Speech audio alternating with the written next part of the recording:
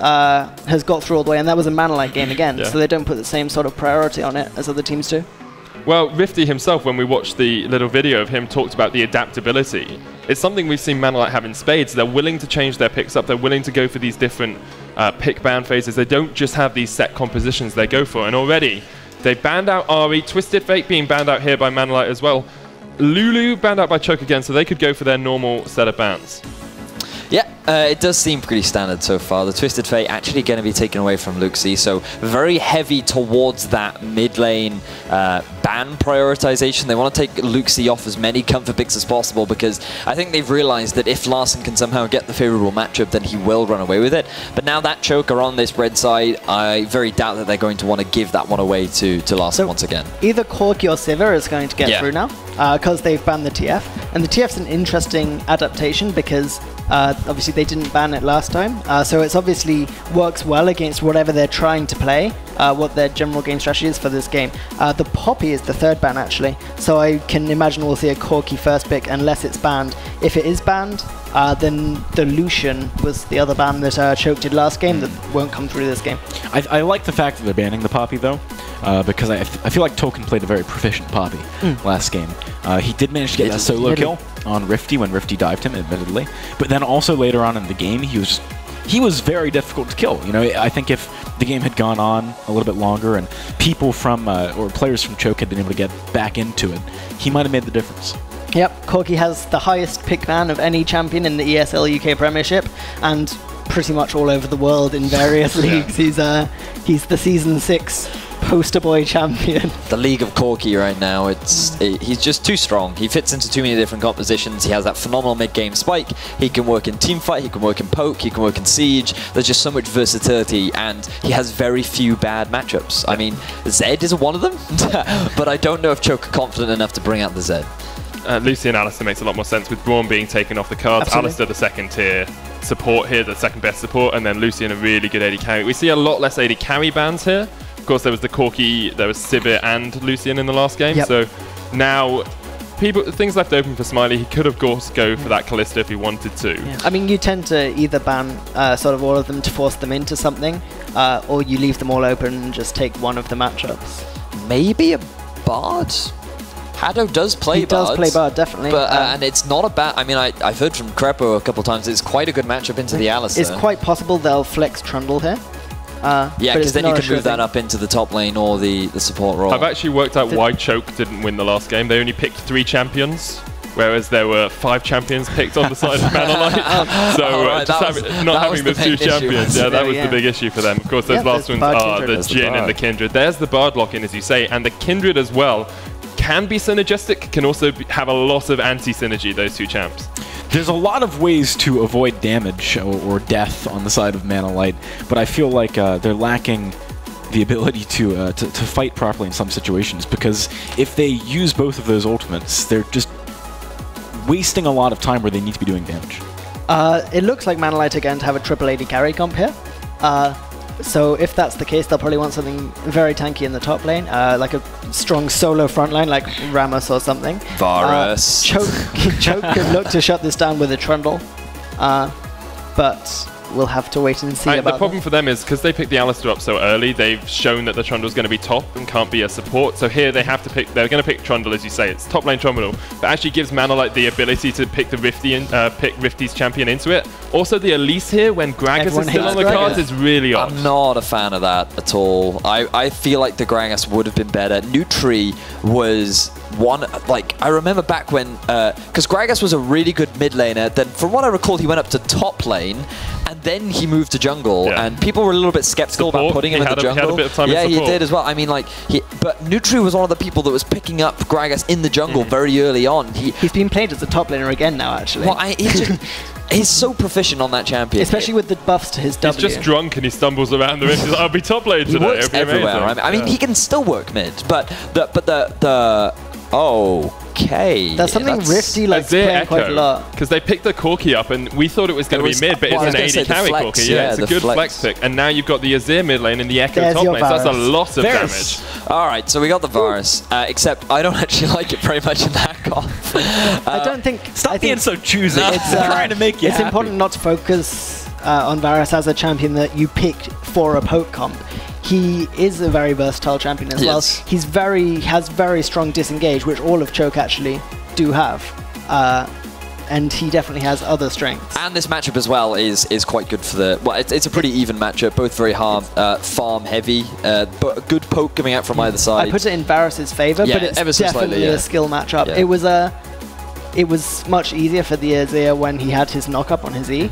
I used to like playing the matchup a lot back then, but after that got removed, it's definitely much better for Varus. I don't think we can compare you playing it to these guys playing it. There's quite a big skill disparity there, Brixton. So. Didn't you only used to play Annie? Wasn't that your pick? I never played Annie in competitive. Oh, then I'm thinking of a completely different playing someone around the same age as him. But the Echo is locked in for the top lane. We talked about the fact that he was buffed ever so slightly. How do you think that matches up into a Trundle? You're not picking a tank into a Trundle. Yes. Echo has the survivability of a tank a lot of the time. I mean, he will be built tanky. Do you think? Yeah, definitely. He'll be probably Rod of Ages like Iceborne Gauntlet kind of thing. I could see him going Morello into...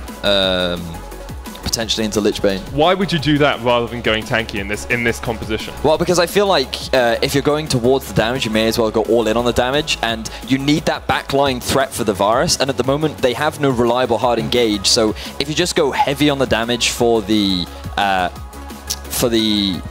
Echo, that's the one I'm looking for. Echo, then you can just pop that Varus, and then a lot of the damage from the backline is completely eliminated from that choke. They have a ton of damage on their comp, and sort of the catch and stuff with Bard. And I think it's more important. He has really high base damages, and CDR is still valuable, but you don't necessarily need it from an AP item. You can get it from an Iceborne Gauntlet or something. Isn't there a risk of peel if you go all ability power? Because you've got a Trundle on the other side, you've got an Alistair as well there. Alistair, if he's just sitting on that Varus and peeling for him, you're going to struggle, even as Echo, who's got a lot of movement abilities to stick on top of the Varus. His W can actually provide a surprising amount of zone control because people will naturally want to avoid it, and if you go very heavy on the ability power, you can stack up a surprisingly large shield that people often underestimate. So he can provide that backline threat, and even with the peel, he still has his ultimate to dive out of any precarious situations. And Echo also has really good follow-up on Bard ult engage. Yeah, he does. Which is something I hadn't thought about before. It's not a comp you see particularly often. They've got quite an AoE. Here are all our AoEs, guys. Because Echo stun is really easy to avoid, but it's ever so impactful when it hits. Yeah. And if it does, the follow-up even past that with something like the Azir Shroomier Shuffle to get everyone into the fight. And then Phosphorus Bomb on top of all of them as well. You've got the Lamb's Respite if you're going low in the fight. Gotta be careful not to dream too big here, though. Mate, I'm dreaming. It's very easy to imagine the perfect scenario. But obviously and dreaming, that is Sonar in a nutshell. But, you know, on the flip side, for Choke, I think if they maintain good vision control, they might be able to deal with this, because Hedao is going to be looking for those catches like you guys mentioned, but if you can spot him normally and move out of the way. The thing, from looking at these compositions, to me, it says Manalite. I was going to say they kind of have to focus the front line, but then the engage from Choke is going to be very much about that Alistair kind of flank, and you don't really want to be focusing down that Alistair in these team fights. You kind of want to ignore him as much as possible. I think the fights will be kind of chaotic until both teams really figure out their win conditions and who they need to prioritize. But I think for Manalite, it's pretty obvious. Kill Varus with the Echo, and then you should be in a pretty good spot. But then for Choke, I think you kind of just want to shut down the Trundle as quickly as possible and then follow up on Echo as fast as you can. I think Choke have a lot stronger pick than Manalite. If you've got the Elise Ticoon, you can lock people out with the Alistair as well. I don't think we're going to be looking at them having these big team fights. I don't think they'll be playing around that. Manalite, of course, have the vision control, so it's always going to be about whether Choke can deny vision, catch out a few people, and then go for the 4v5 or 3v5 fights. It's going to be a really interesting one. Do you think there's anyone on these teams that you really need to stand up for either of these teams? I think that I'm interested to see if Luxie has a much stronger game this game and can have a big impact. It's definitely a good champion for him to do. It definitely is. And now we're going to pass over to the casters who are going to take us into Game 2. Hello and welcome to our second game of the semi-finals. It is Manalite up against Choke, and we're already heading onto the Rift for this one. It's going to be Manalite on the blue side this time. My name is Munchballs, this is Kieran. Let's get onto the Rift though, because the game's already starting. So let's head straight on into this one. And I've just noticed there's a good few players on both of these teams joining that Sacco squad that representing Dom Sacco. It's very popular group. A legend here within the UK scene. He is indeed, Dom Sacco. See, now I like Fury on this Kindred. It's something he's played quite a lot recently as well. And it also, again, goes along the same kind of style of jungling that he runs with that Nidalee, which is that aggressive, he likes to get in the enemy jungler's face. Kindred into Elise is one of the matchups that kind of, again, favors Elise if you can land the cocoon and then obviously get the burst down. So I think, Furin again might have to be a little bit careful here, but he will be aggressive. He will be looking for deep vision. That's just what he does. We talked about it before. He just is that kind of jungler. Now I want to look at the two competitions. I know the analysts had their take on them. Now we've seen Echo top lane in the LCK from Smeb today. He played that up there. And also Huni has been playing a lot of it in his solo queue games, and I'm probably going to be seeing that come out I imagine, in the NALCS sometime soon as well. So it has started to become a popular pick in that top lane again, maybe through to the rise of Trundle. And you get this cycle of champions that Trundle is picked because there's lots of tanky champions in the top lane, and suddenly you start to pick things that will do well into the Trundle, not necessarily tanky, but it can deal a lot of damage. There's been a variety of builds for the Echo. We're actually going to see a lane swap here as well. So Corki and Bard going to head down or up to the top lane, and this is being pinged out now by Manlight because obviously Bard is still fully in sight of Tolkien, and you will see now Tolkien have to meander all the way across the map here to join up with Nutri in the bottom side jungle. So the interesting thing for me here is the Corki going onto AD carry. What do you think about this pick going down towards that bottom lane instead of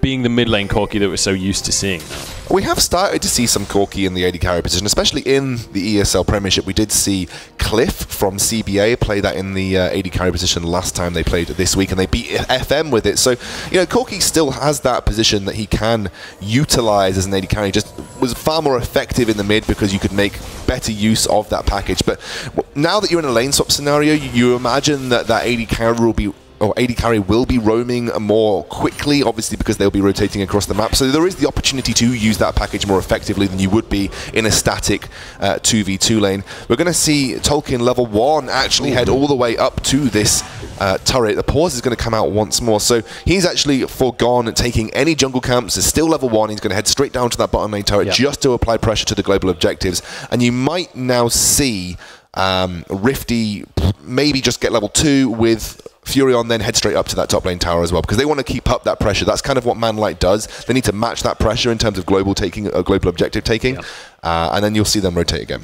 A lot of pressure, speaking of, in the mid lane as well, coming out from Larson onto Luxi on the Varus. Now, pretty much being forced out of lane at this point. He's incredibly low. Does have one last stack on his corrupting potion, so still going to be able to hang around for a tiny bit longer. But if Larson can keep this up, he's going to start to build a bit of a CS lead. Luxi going very aggressive on that Varus, actually, and walking straight into those soldiers. He was just trying to apply stacks to get as much damage off as physically possible in the early phases, but you see here, he kind of walks into the Azir damage.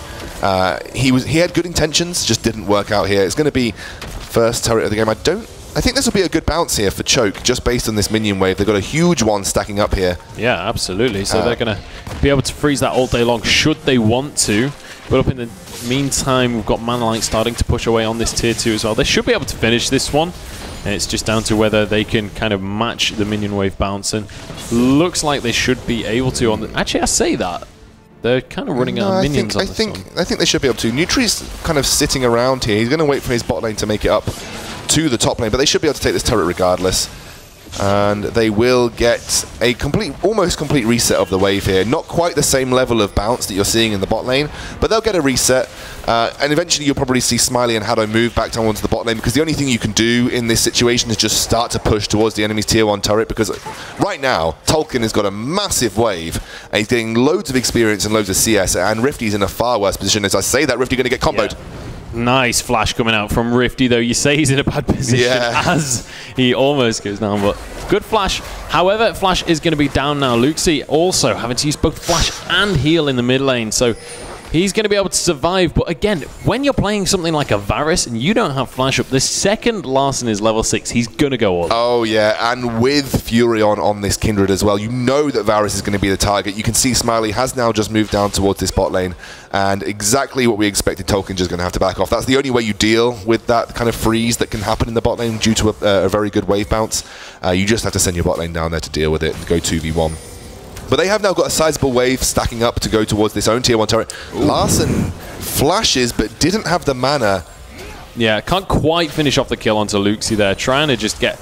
I mean, like 1 or 2 more autos with a Sun Soldier would have finished it, but Luxie, again, narrowly surviving. He's not got flash, out of pots, he's out of summoners, but Larssen is in a little bit of trouble. Furion goes for the dive. It's 1-for-1 so far. Both junglers picking up a kill, and Nutri maybe looking to win out this trade. Mounting Dread, though, is going to be going against him, and now he's walking through a minion wave. Furion just has to kite this one out, and he's going to be A-okay. If he can dodge the cocoon, the red buff is ticking away, but Furion will survive, as will Nutri, and both junglers narrowly escaping with their lives. Refillable potion, MVP right there for Furion. He started stacking it as soon as he was going past that turret.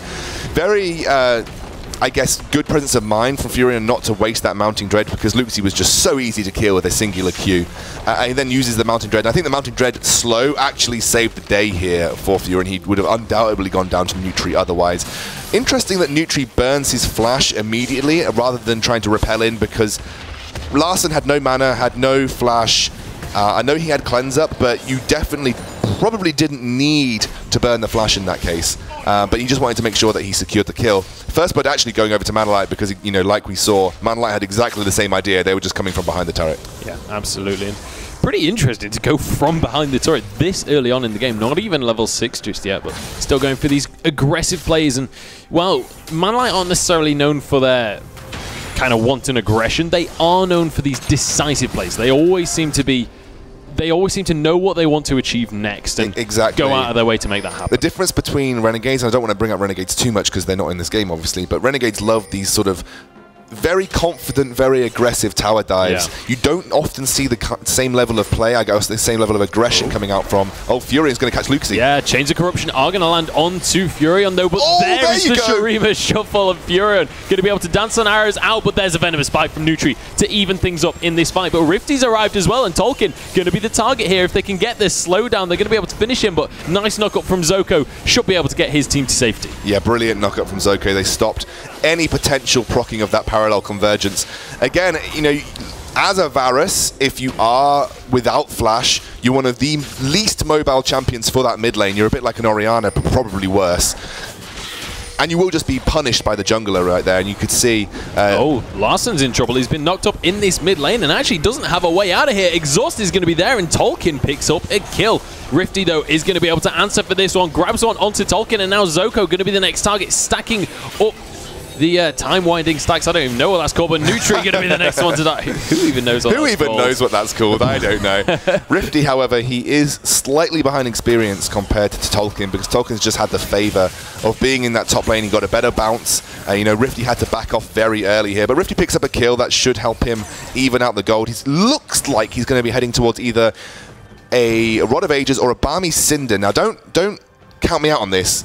I have seen a lot of top lane tank echo builds where they do go down the route of a Balmy Cinder and go into a more tanky role, and that's kind of what Sona was picking up on the analyst desk, that why wouldn't you go into a tanky role? But he was talking about the Rod of Ages. I have actually seen a full tank echo in the sense that they build this Sunfire cape, and he has gone for that Balmy Cinder.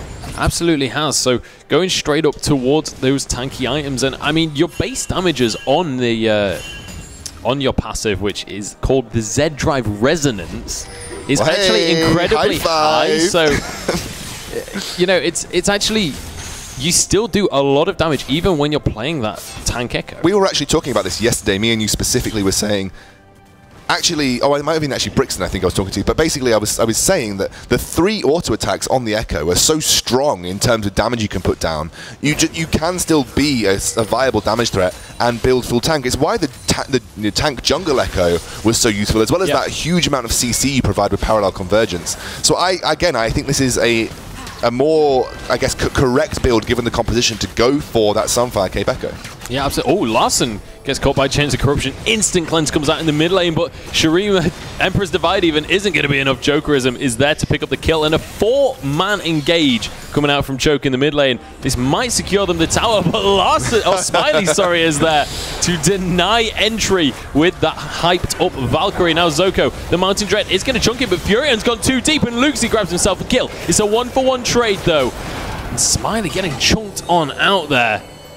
Is not going to be able to go down, but one more piercing arrow might just be able to finish him. Yeah, I think Smiley going to have to be super careful. You can see here, Rifty just attempting to duel with Tolkien. Now, Tolkien does have that subjugate. There aren't many resistances to steal at this point in time, but you can't discount the ability to literally just get the health back that it provides.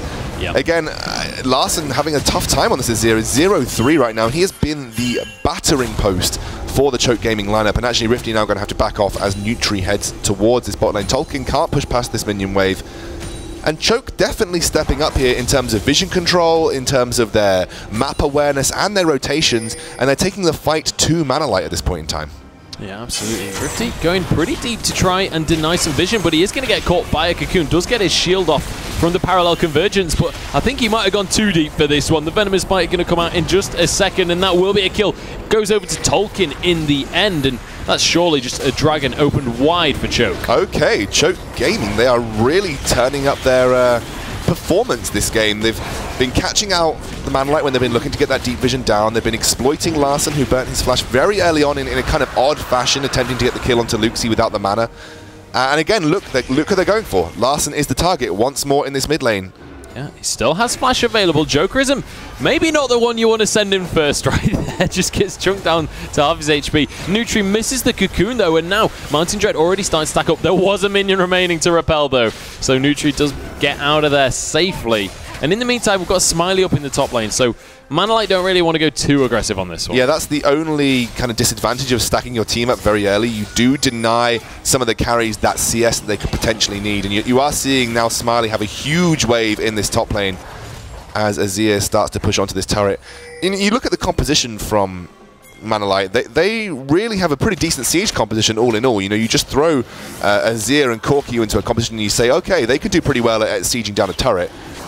Yeah. But realistically, you know, again, you're going to have the Shurima shuffle onto anybody that you can, and maybe then you follow it up with an AoE stun in terms of Rifty, but you probably leave Rifty in a side lane, right? You don't need to bring him into the team composition, and then you just disengage with Larson when you need to, and then siege when you can. Yeah. I guess that's the thinking behind the composition here from Manalite. And you look at the other side, they're kind of running a semi-poke. You have Trundle, who works very well with Varus in terms of poke, because you can put down the pillar, then you throw it into a piercing arrow. And then you've got the follow-up from the Alistair. And actually, Rifty trying to battle Tolkien here, not able to get that third hit on his passive. On his Z drive.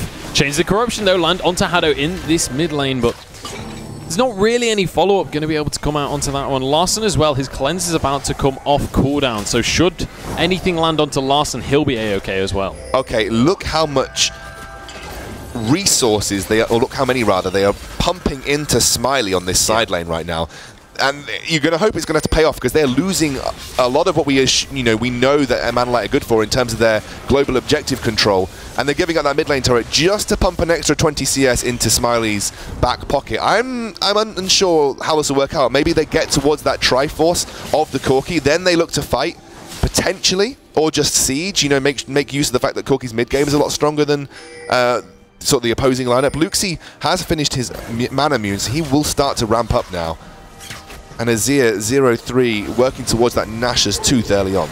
Yeah, absolutely. Oh, what a stun! Comes out. Haddo going to be able to get the double stun with the Cosmic Binding. Luxie is locked up, but he's still surviving somehow. Does finally go down. Furion gets that one last auto attack.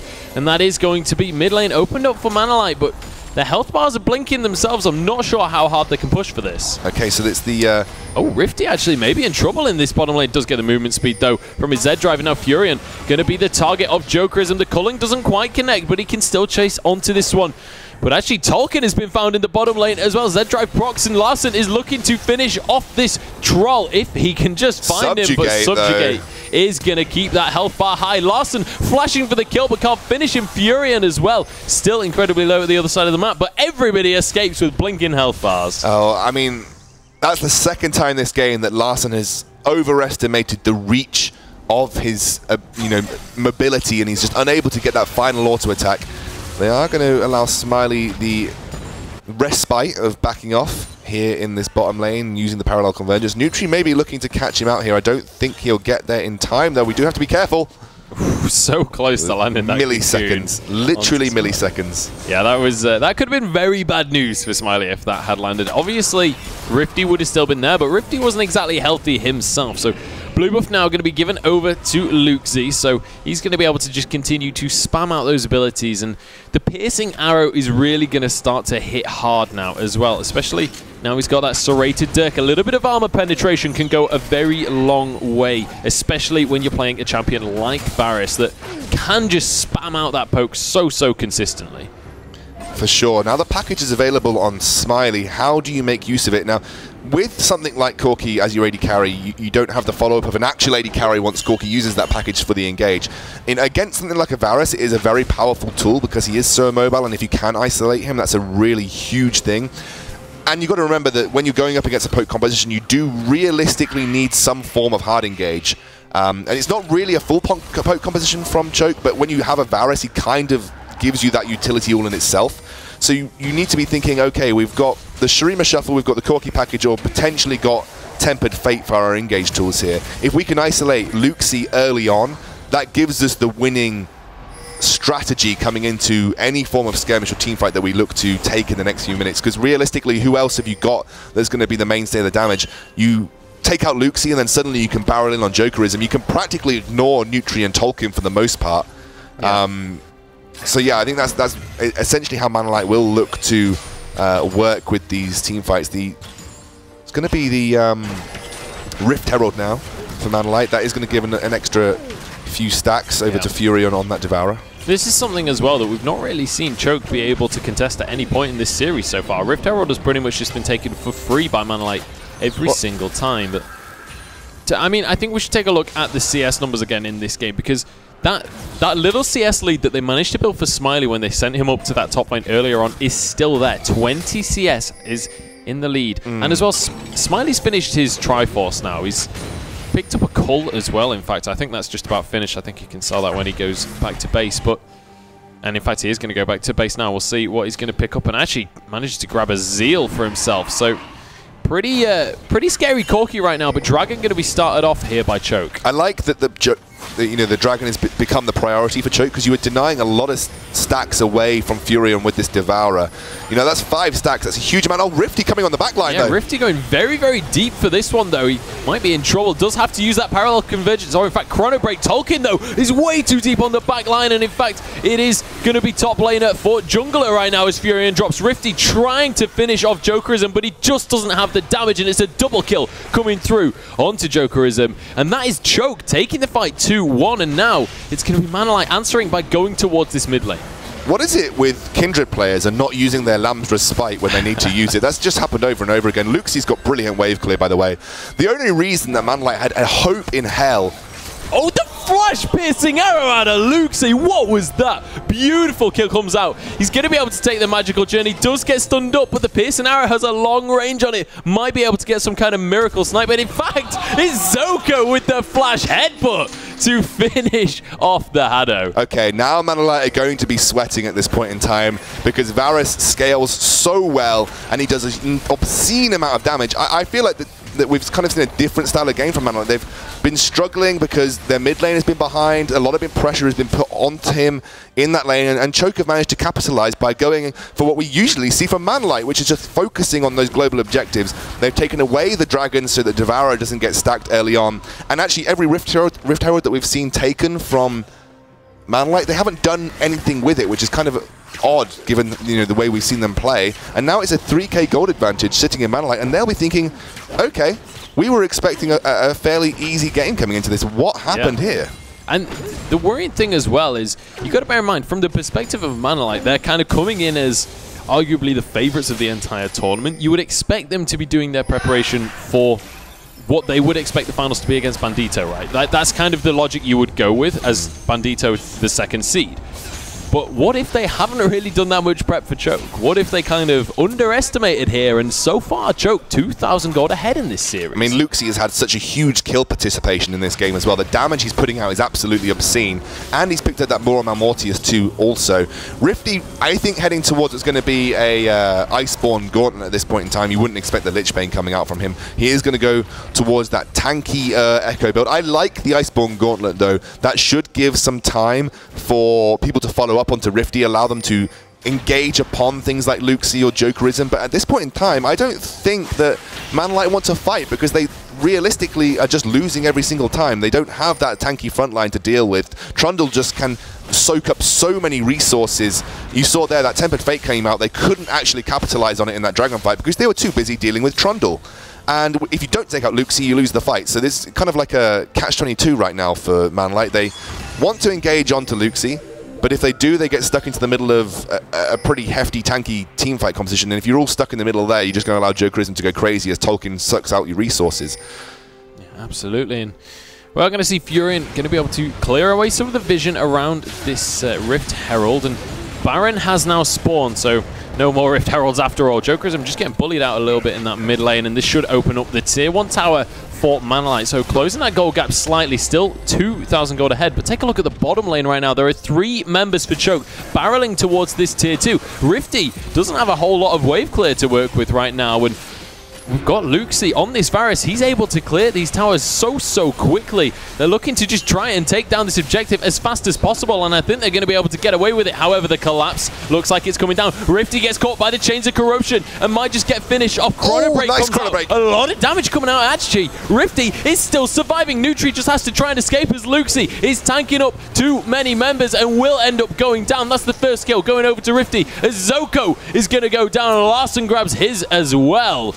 And Manlight, they lose a tier 2, but they pick up 2 kills. And in fact, up in the top lane, Choke still taking more objectives. Yeah, that was a huge collapse from Manlight, but it doesn't matter if you're just losing global objectives because they are worth so much more, and you're going to see the gold lead extend much further.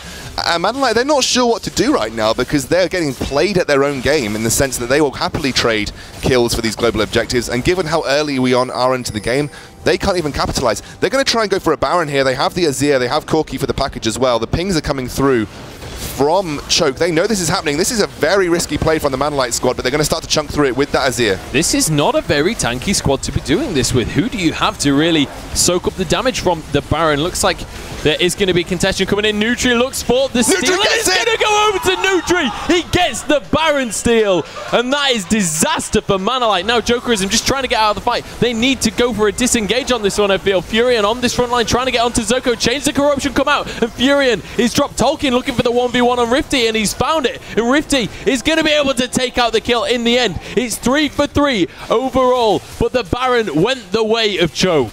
Yeah, actually, Larson walked straight into a Chains of Corruption, got stuck there, absolutely nothing to do.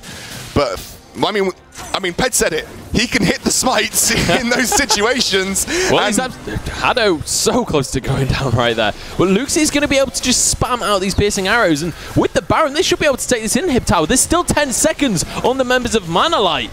I don't think they can push for the inhib, but yeah, massive lead for Choke now. And it's double AD carry as well, which that's the benefit of having Varus in that mid lane. Just gives you so much pressure when pushing the turrets. And the fact that he is basically full AD. You know, Corki's half AD in the sense that he does like 55% magic and 55% AD damage, whereas Varus, he just builds flat AD, he gets huge amounts on the back of him, and every auto attack will count for just that little bit more, and you're seeing how quickly he's chunking them through. Yeah.